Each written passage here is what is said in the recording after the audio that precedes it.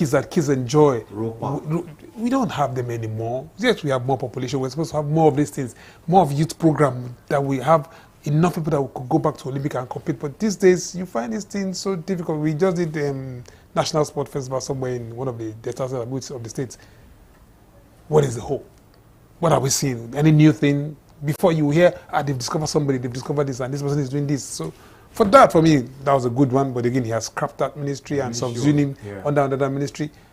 Sometimes they're asking, what are all these duplications? What are all these problems there? But again, he is the one, he's the captain. And he knows the player to remove and which one not to remove, which one is playing forward, which one is playing attack, which one is playing defense. So he's going to do his job. I wish him all the best. In the 2027, we will still decide. We will be the one then to decide if to retain him or to sack him. So if he's doing well, if he didn't do well, these are his players. He should do his what? His rejig and bring whatever he wants to bring. But for me, let's go on. Let's get good government. Anybody that has the privilege to serve the people, please make a mark. All right. From yesterday till now, this barrister Uju Kennedy's removal has been controversial. So many persons have come out to say, but this was one of the performing ministers. Why is she being kicked out? Some other persons have said, no, she was not. But, a lot of persons seem to be supporting her on social media in the last 24 hours. Many persons have been saying, no, she was really fighting for women's rights. She was showing up for women. A couple of cases that we've heard about, including trying to sue a state house of assembly recently in the north for, trying to marry off a girl and all that. Serious controversies. But the question is, should she have been removed? I mean, was she that bad? Didn't they have worse persons under the president that could have gone? I would say I may not be able to decide if she was that bad. But again, what we see in the media is different from what may be play out there within the president. And of course, that appointments in our own context, in the Nigerian context, is beyond just only performance. There's also politics in play. So if she has not been able to play her card well, politically speaking, then the president may reserve some reasons why, or such reasons to remove her. Or if she has not been able to play her card in terms of performance, then the president. So these two are metrics that the president will use to decide your performance and the political aspect of it. Because of course, the president also has a stake in 2027, like he said. So any person between his cabinet member, any cabinet member that is going to give him problem politically speaking, or based on performance, he will take them off. So these are reasons. So if you are going to sue a state, like you said, what is in play within the political atmosphere of that state, within what you are suing them for?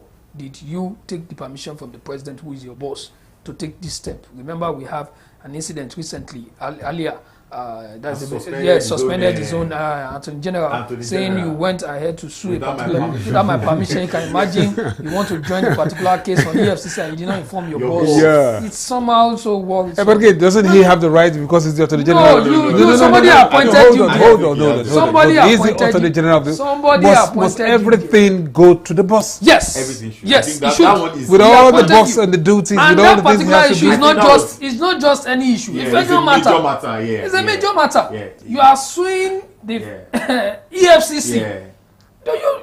For you to be able to carry out such procedure, you should. What is the delegation of legislation that you do? Okay, please represent me, work this work for me, be my Attorney General. Are we saying the man is a foolish man for doing it? No. Just stay within the subject. Very quickly, to those who are just joining us, if you're just joining us, I mean, it's the roundtable where we pick 3 major topics that are eating up the polity and we dissect them, we analyze them. And we are starting with the decision of the president yesterday to fire some of his ministers and hire new ones. And for some of them, their ministries were scrapped all together. So 5 of them were sacked. 5 ministers were sacked yesterday. The Minister for Youth was sacked. Jamila from Kwara State, as well Barrister Uju Kennedy was equally sacked. She was the Minister of Women Affairs. The Education Minister was equally sacked, and 2 other ministers were sacked. 7 new persons were brought on board. Nentawe, yes, I got the name correctly. It's from Plateau State, the gubernatorial candidate of the All Progressives Congress in the 2023 gubernatorial election, was brought on board and is going to be taking over the Ministry of Humanitarian Affairs, and a host of other persons. Jumoke, an egghead, without a doubt. I mean, we don't know what her performance would be like as minister. Bianca too? Yeah, an egghead she is. Bianca Ojukwu, a known name as well, coming on board, and that has also been controversial. We'll be talking about that, but I think we talk about the humanitarian ministry first. The humanitarian ministry has perhaps become the most controversial ministry in Nigeria because of what they do. These are people that respond to humanitarian matters in the country, more like first responders. When there's an issue, flooding wherever, they wants to go there. So there's always cash. I mean, in their you have to get money, go and attend to those people. Those picture kind of people. You take pictures of what you are doing, but a lot of monies have been said to have flown out of their pockets. But interestingly, we've had two women as humanitarian minister over time.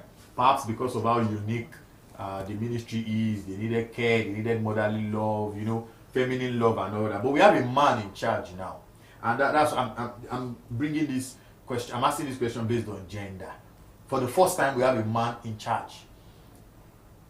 Is there a possibility that perhaps the president thought, okay, let's try a man and see if something will be different? But the question is, we've had men criminals as well, political criminals in the past.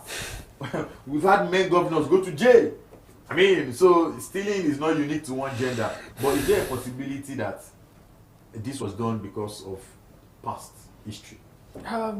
Well, of course, there's a possibility. Like you said, it's a possibility. But again, I would not say that there's going to be any difference if you use a man or you use a woman. And of course,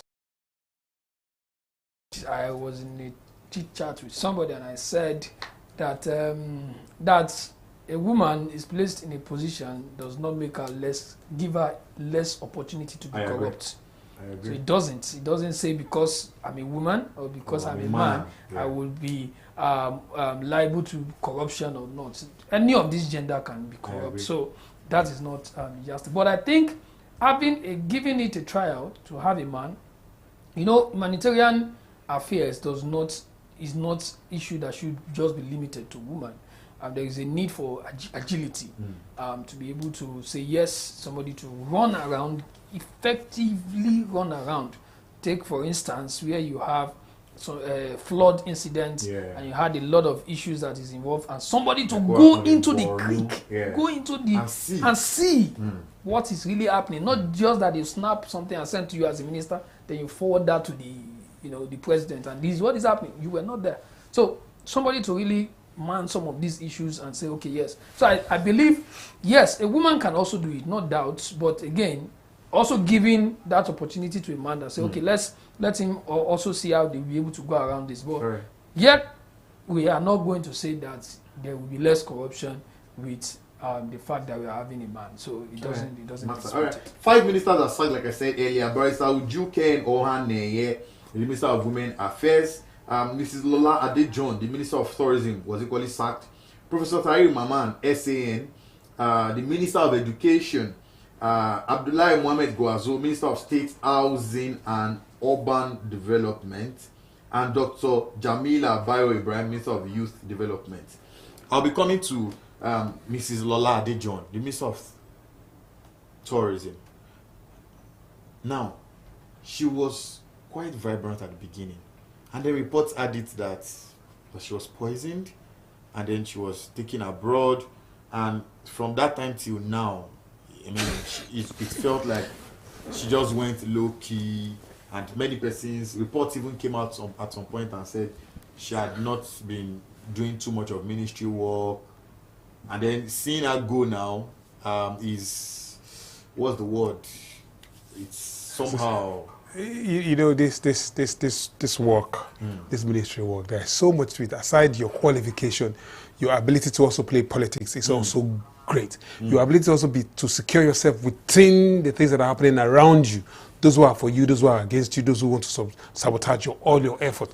You have to be able to whittle or battle through all of them. Now, if you're not smart in it, they'll compromise you. So we are not sure of what we're saying, but having said that, if she was sick, she's not capable to do more. I think she would have, if I were her, I would have resigned all before now. Probably she was hoping that she was going to get better. Maybe that was why some of the criteria the president used in saying, okay, you're not doing better than like I wanted, so let me ease you out now that I want to do my checks. And having said that, the president too sets up his own committee that is going to be monitoring all the ministers. So maybe from that committee, maybe, and including what he said politically also, if you look at it, probably she's not going to be beneficial for him in the next elections. Hence, okay, let's quickly do away with this one and bring in those who will do my bidding when the time comes. So all the things, there are so many things that interplay when he's making his choice. So I can't sit here and say she didn't do well. But again, it's his choice. And like the Uju woman, you could see from what she was doing too that she was trying to. But having said all this, recall again, her last statement was that money was not sent to her ministry.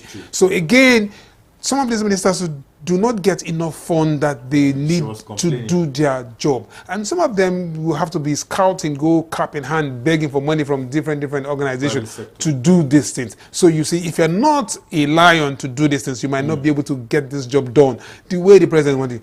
With the with the lack of fund in the country, the president is expecting you to do a yeoman's job. He's expecting you to do a good job. So it's when you need fund for some project, sometimes you come to the federal government and they don't give you that money as quickly as you think. You have to go outside and look for the fund. So it's a luck. We wish her all the best. And we thank her for what she has done. We wish all of them all the best and we thank them for their service to our country, Nigeria. Dr. Jamila Bayo Ibrahim, Youth Minister. It's a lady with a great CV. And coming on board as a female youth minister was something I looked forward to as a person. I mean, her CV was great. Her CV was actually great. She's a PhD holder from what we gathered, and she's young. I like her, a young woman with a great career. Let's see what she can do. But we barely had much from her. We were seeing more of a Ayo Wisdom, Olawande, a deputy minister, the Minister of State for Youth. What went wrong with her? I think this brings my mind to my arguments on the not too young to run. And one thing I said some time ago, I said, please, I was pleading, I remember very well, that please, if you are a not too young to run individual, a young fellow, and you are appointed, or you win an election, or you are appointed into any of these key positions, please do not disappoint us. Because the reality is that these holdings will tell us that as it is, you clamored for it, you got it, but you cannot perform. And that is scandalous. And it's going to be a big problem on our part. So this is one of the evidence